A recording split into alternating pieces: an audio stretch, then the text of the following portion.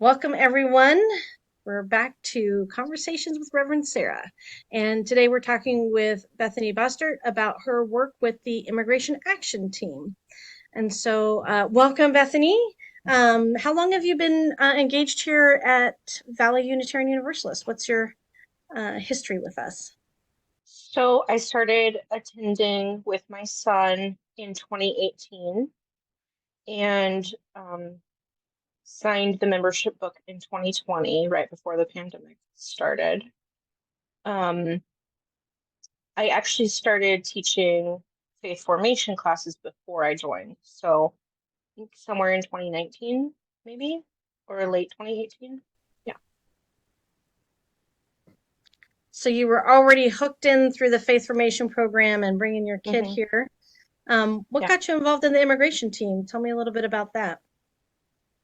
I started, um, I always try to do things that are easy for me. I hate to be like that, but I have a busy life. I've been in school off and on throughout my time here, worked full time, and have a son with a lot of needs.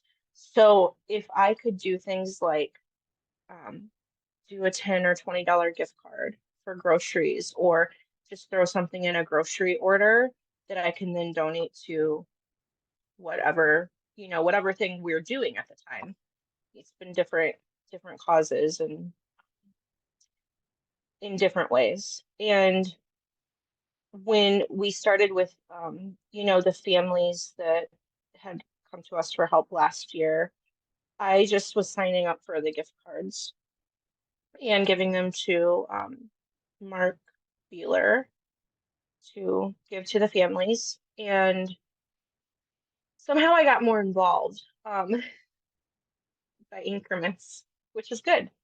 So um, I think it started with one of our families was going through a pregnancy, so we were going to throw them a baby shower. Um, and I was involved with like the logistics for that.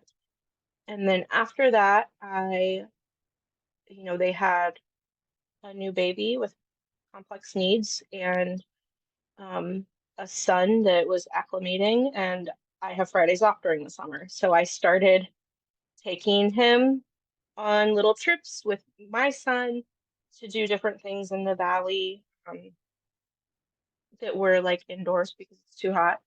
So that's kind of how I got really involved. It was incremental and small, and then I felt very pulled to the family that I work mostly with. So, and very connected with them. And it's continued. Yeah. I mean, it sounds like, we talk about incremental change, but there's also incremental engagement.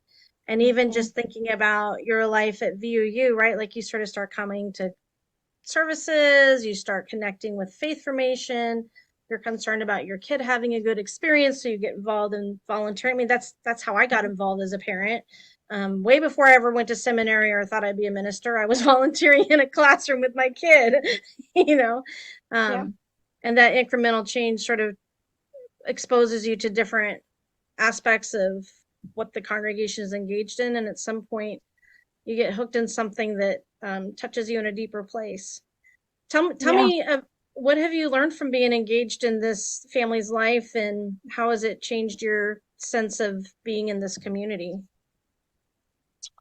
Um, what I wish, like, we've kind of it's ebbed and flowed on like what people can contribute and be a part of.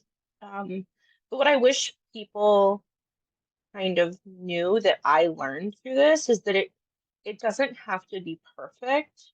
You don't have to be available 24/7. You don't even have to speak the language. I don't speak Spanish. You don't have to have any special training, but there are things you can do.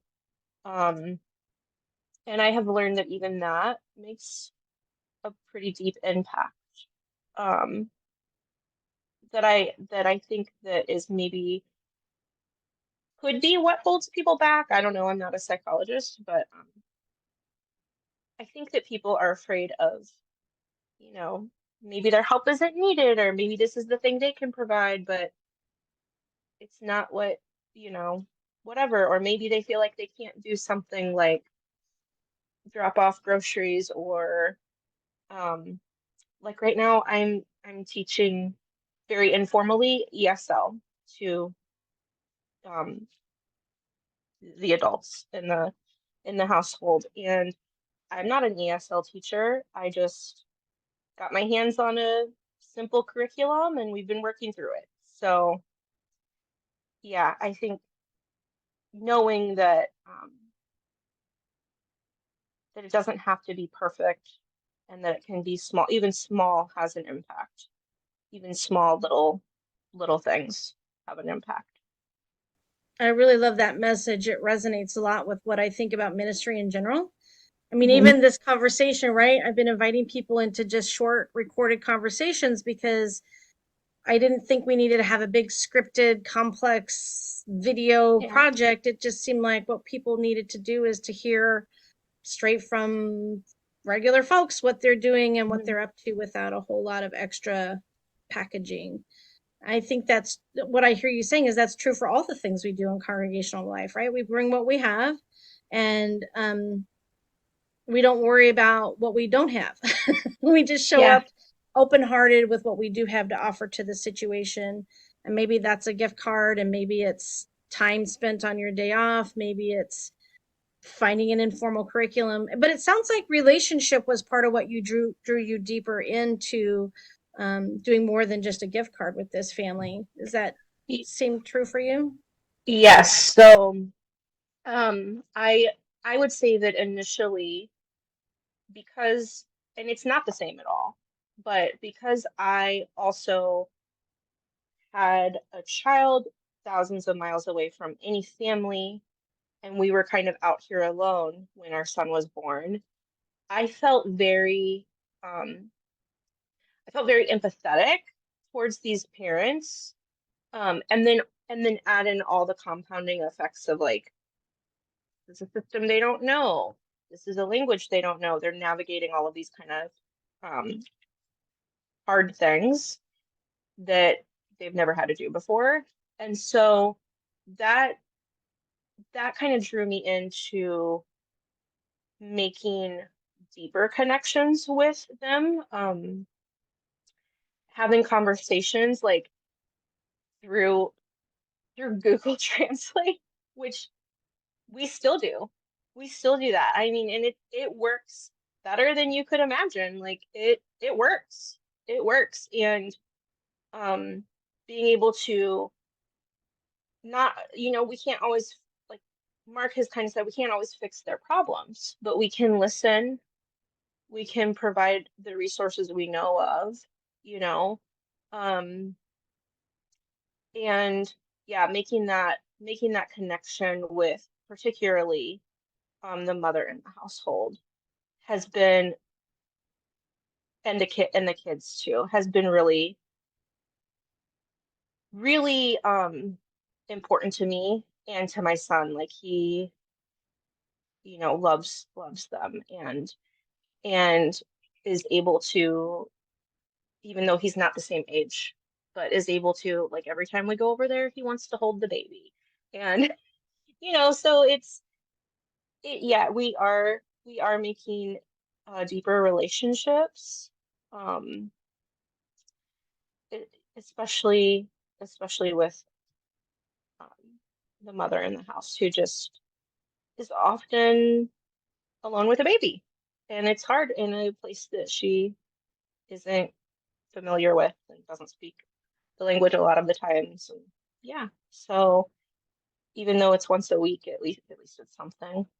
Um, and I'm very attached to their kids, so I didn't get to see them for a few weeks, like maybe 3 extra weeks over the holidays, because we traveled. And then when I came back and got to see them, the baby like forgot me, and so he cried when I held him the first time, and I was like, I was gone too long.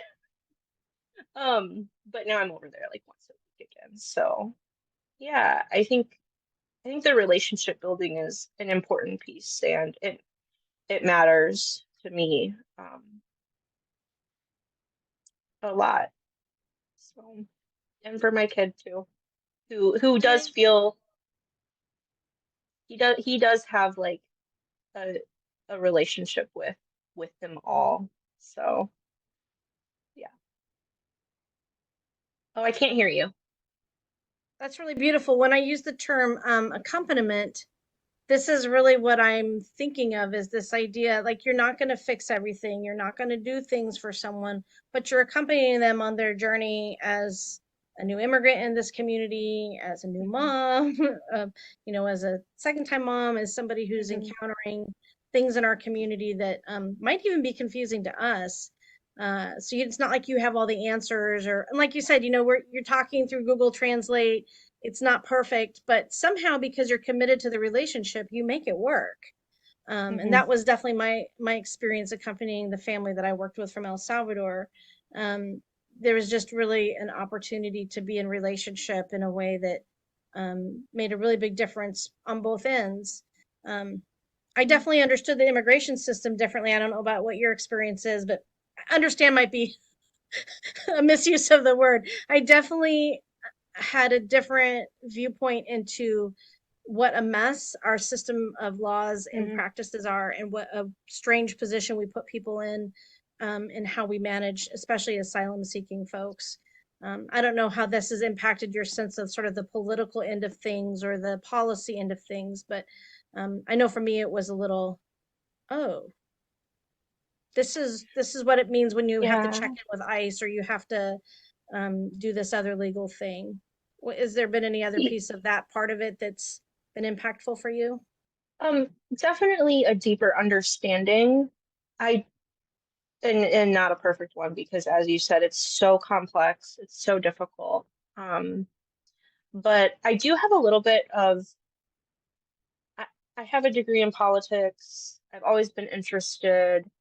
I have opinions, and my opinion hasn't changed. It's just strengthened in a way that um,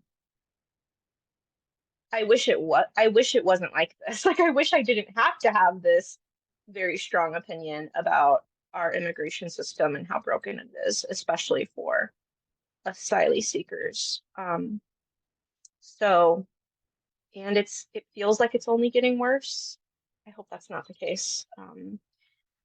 Feels like that to me I too. am I'm nervous for every time there's a court date, every time it's nerve-wracking. It's like these are our friends, we care about them.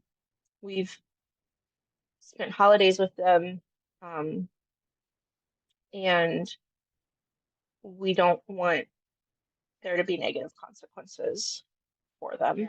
So, Yeah, I definitely can relate to that piece too. I think there's something about when we have deeper relationship that goes beyond sort of transactional, and not that it's ever just transactional when we're helping people with mhm, clothing or food or whatever, but I think when you have deeper relationship going on, you have more at stake personally and the outcome mhm, of how things work or don't work for the folks that we're accompanying. And I think that for me anyway, even when the thing that I am doing is a little more transactional, like giving food or giving money or giving clothes or whatever, mhm. Oh, I have a deeper understanding of the difference that may make. sorry, No, you're my fine. light went off. That happens. That just makes it a more real conversation, Bethany. The lights may Hmm. have stopped moving. Well, I really appreciate you taking the time to share with us. I Hmm. know with my interactions with the team, it's been a team that's had as many as 30 or 40 people involved in different ways. Some of them are more like what you just described with, giving a gift card or showing up to um, a child dedication or, but some of it is relational stuff like helping someone learn English or playing with another kid or reaching out to a mom when Yeah. she needs another mom to just be there to share time and space and parenting. So all of those are Yeah. really important pieces. And I just love your message that it doesn't have to look perfect. You don't have to have special training. What you really need to do is have a sort of an open heart and the willingness to just Mhm. show up and say yes. So I And appreciate that that was you. thank you. I do have one thing to add. And Yeah. I've said it before in our immigration action team meetings, which haven't we haven't had one in a while, but I think I would like to add that being okay with being uncomfortable is okay too. And I think a lot of people avoid it because it's not fun to feel uncomfortable, but sometimes you will be uncomfortable. There have been times I've been uncomfortable, and just working through that. Like, okay, I'm uncomfortable right now, but keeping the eye on, what we're trying to accomplish. So, yeah. I really also appreciate you saying that, because I think one of the things in the background of doing the work around um, conflict and difference that we're doing in the congregation Yeah. is the idea of being okay with uncomfortable conversations and difficult moments, and sort of leaning into them instead of running away from them. Mhm. Um, Something I said with someone earlier today had to do with the idea that sometimes the first conversation or the first moment of that discomfort is the hardest one, because then you can sort of get into a place where you get more Mhm. creative. You have different iterations and ideas of how to approach the situation or how to approach the discomfort. Um, and you start to loosen up and go, okay, well, I mean, this is complicated, but and I don't have to solve it all at once or know an answer right away. But just leaning into it gives you more options than just sort of, backing up from it. Yeah, That's for my sure. sense of it. Yeah. Well, thank you for taking some time to talk about this work, and also thank you for the time you put in our classrooms. I think Thank a you. lot of folks who don't have kids in faith formation sometimes wonder who the adults are that have all those kids over Mhm. there. And it's good to put a face with a name, and for folks to know you're one of those amazing humans that's helping out over there, um, and who we also see in other places. So, anyway, Thank you. I thank appreciate you. that. Yeah.